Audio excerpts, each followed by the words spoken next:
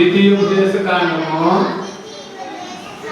యెహోషువ, న్యాయాధిపతులు, రూతు, సమూయేలు మొదటి గ్రంథము, చెప్పాలి, సమూయేలు రెండవ గ్రంథము, రాజులు మొదటి గ్రంథము, రాజులు రెండవ గ్రంథము, దినవృత్తాంతాల మొదటి గ్రంథము, దినవృత్తాంతాల రెండవ గ్రంథము,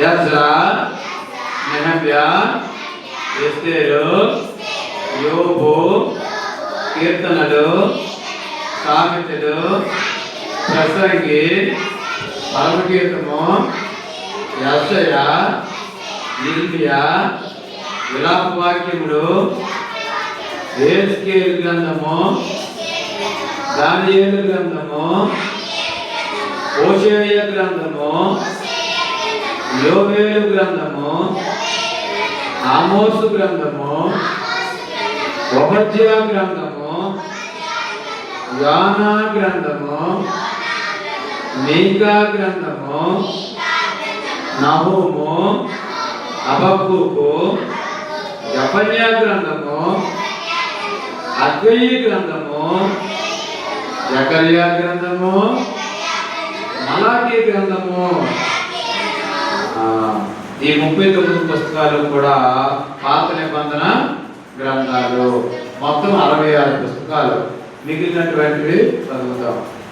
మత్తయి సువార్త, మార్కు సువార్త, లూకా సువార్త, యోహాను సువార్త, అపోస్తలుల కార్యములు, రోమీయుల పత్రిక, 1వ కొరింథీయులకు రాసిన పత్రిక,